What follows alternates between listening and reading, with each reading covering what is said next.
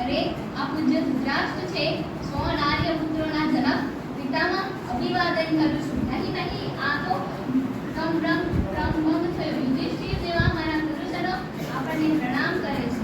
પછી હું ઘટોત્કચ આપણને અભિવાદન કરું છું. અરે આપ શ્રી તો કલ્યાણકારી છો. ભગવાન શ્રી ચક્રપાણીએ કલ્યાણરૂપ વસ્તુઓના ઉદ્ભવ સ્થાન પર આપ પિતામહને કહ્યું છે. ભગવાન શ્રી કૃષ્ણે મારી માટે શું સંદેશ આપ્યો છે? નહીં, આસન પર બેસીને જ આપ ભગવાન શ્રી કૃષ્ણનો સંદેશ સાંભળો. જેવી ભગવાન શ્રી કૃષ્ણની પિતામહ સાંભળો. હાય પુત્ર અભિમન્યુ, હાય પુત્ર ગુરુકુળના તેજસ્વી દીપક, અરે રે બેટા યદુકુળના અંકુર, તારી માતાને, મામાને અને મને પણ ત્યજીને પિતામહને મળવાની આશાએ તું સ્વર્ગે સિધાયો છે. હે પિતામહ, એક પુત્રના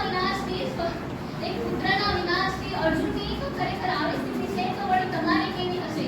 તો શીઘ્ર પોતાની સંપૂર્ણ સેનાને પાછી વાળી લો, જેથી પુત્ર શોકથી ઉઠાયેલો અગ્નિ ભવિષ્યની માફક તમારા જ પ્રાણ બાળી ન નાખે.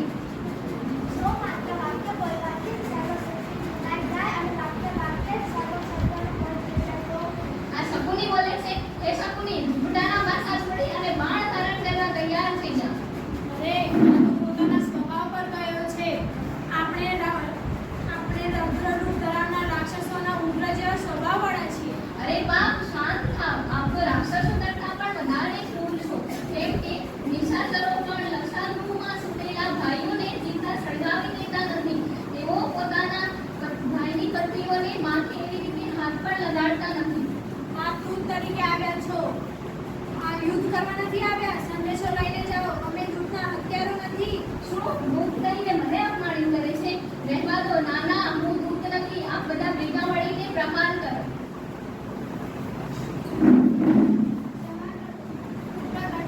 ક્ષમા કરો, મારા વચનને સમજનાર કરો. ભલે, પિતામહના કહેવાથી હું દૂત છું. અરે ઓ રાજાઓ, શ્રી કૃષ્ણનો અંતિમ સંદેશ તો સાંભળો. પોતાના ધર્મનું આચરણ કરો અને પોતાના બાંધવોની ચિંતા કરો. જે કંઈ તમારી હાર્દિક ઈચ્છા હોય તે બધું અહીં જ કરી લો. કેમ કે હિતકારી ઉપદેશની